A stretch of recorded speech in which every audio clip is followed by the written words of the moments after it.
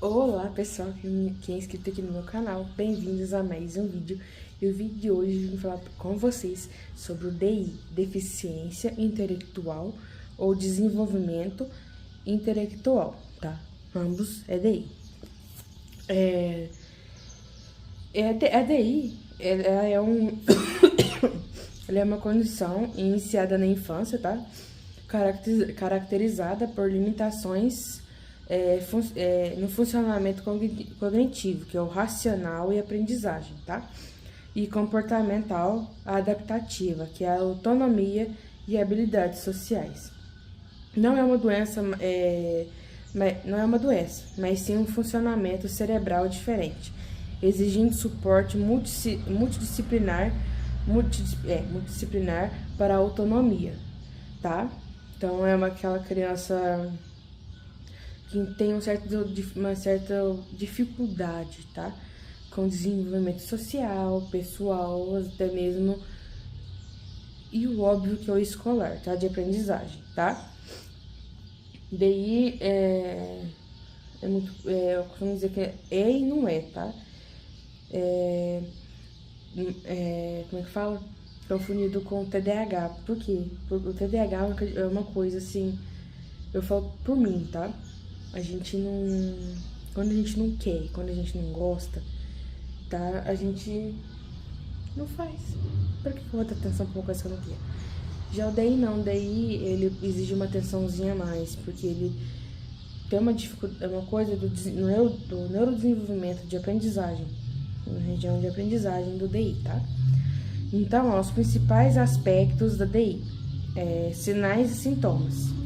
Primeiro, sinais e sintomas: atraso na fala, dificuldade de andar, sentar, problemas de memória, dificuldade com raciocínio lógico e dificuldade em habilidades da vida diária, como higiene e alimentação, coisa que o TDAH não tem. Passa aí longe. Diagnóstico, mas pode acontecer de ter, tá, gente? Diagnóstico. 2, o diagnóstico. Esse vai ser o vídeo mais curto, gente, perdão. Avaliação clínica. O diagnóstico é a avaliação clínica e testes neuropsicológicos que medem o QI e o comportamento adaptativo, o que a pessoa consegue fazer no cotidiano. Então, meio que é uma forma da pessoa de testar o seu dia a dia. Assim como as altas habilidades e superdatação, o DI é a mesma coisa, faz um teste de QI e o que ela consegue fazer no dia a dia. O que não te limita, o que limita, o que não limita, se ela tem limitações, se ela não tem, se ela tem limitação de aprendizagem, se ela não tem. Então, assim, é uma coisa muito específica. Então, tem que ser muito bem feito. É igual TEA, tem gente que vai por 20, passa por 20 neurologista, 20 psiquiatra, 30 não sei o que, até conseguir o diagnóstico de TEA, tá?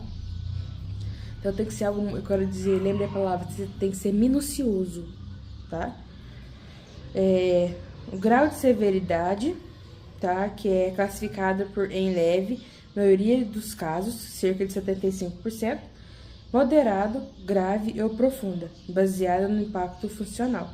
Então, eles fazem um teste vendo como funciona tudo isso para poder avaliar, tá? Como vocês viram, é de 4 a 5. Como é que fala? Classificações, são de 4 a 5 classificações para poder saber, né? O leve você não deixa de ter, mas é leve, tá? Causas, tá? Multifatorial, tá? Incluindo síndromes genéticas, por exemplo, a síndrome de Down, fatores ambientais, álcool, droga na gestação ou complicação no parto, como a falta de oxigênio. Então, assim, é algo que é sempre bom avaliar. Então, quando a pessoa vai receber o diagnóstico de DI, quando a pessoa vai receber o diagnóstico de DI, ela não é só a mãe que faz, não é só a criança ou o adolescente ou adulto que passa pelo teste, tá? Que fazem os testes. A mãe também, como a famosa anamnese. Então, ela como é que fala? Ela entrevista, fala como é que foi o parto, como é que foi antes, antes da gestação, durante, depois da gestação, como é que foi o parto. Então, quando eu falo que é uma coisa minuciosa, é minuciosa, tá? Entendeu? Sim. Eu vou te dar um exemplo que eu disse que é do TDAH, que é o meu caso. Minha mãe não teve problema na gestação. Ela passou por uma perda que foi a perda da minha avó, mas foi minha avó por parte de pai, não foi minha avó por parte de mãe. Passou por uma perda de uma tia, mas foi a tia da parte do meu pai, a irmã do meu pai, não um dos irmãos dela. E a única complicação no parto é que eu nasci com o cordão umbilical dado volta no pescoço e aqui estou viva. Então, sim, não foi nada que pudesse. Eu não cheguei a ter, por exemplo, problema de oxigenação no cérebro, tá? E é mais comum que você pensa a criança nascer com cordão no pescoço. Antes era uma coisa muito, né? Hoje em dia é algo normal, comum. Então, eu costumo dizer que eu disse, não chegou no ponto de eu ter falta de oxigenação no cérebro. Mas isso poderia ter acontecido, tá? É como se fosse uma lesão. Posso falar uma coisa, mas é como se fosse uma lesão cerebral, tá?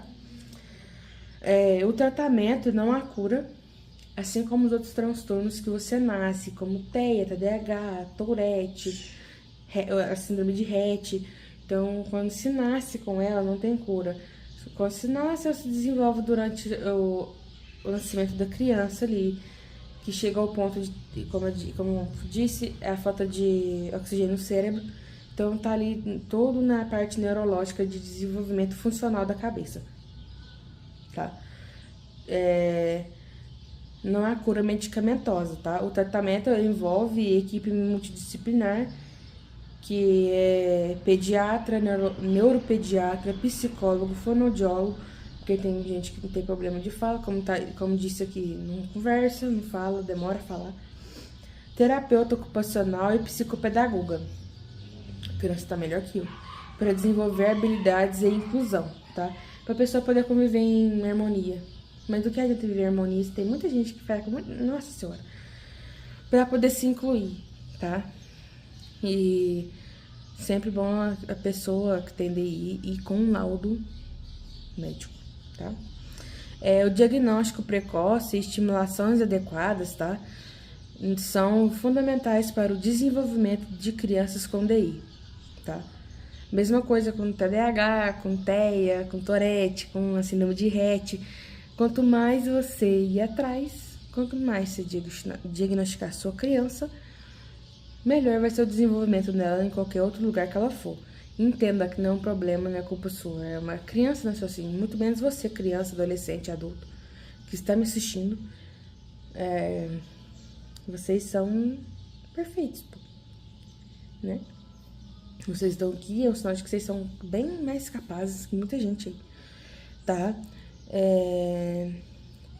Não se esqueçam de se cuidar, de ir atrás, tá? Bate o pé, um diagnóstico, tá? Mas não se esqueça, sejam persistentes, vão atrás, não fiquem embasados no médico. Vão atrás, faz bem, é da hora fazer isso, tá? Espero que vocês tenham gostado. Me sigam nas redes sociais, que vão estar todas aqui embaixo. Curtem, comentem, compartilhem. Se inscrevam no canal. Ativem os sininhos para você poder receber mais notificação de mais vídeos que estão por vir. Um beijo, até o próximo vídeo. Tchau!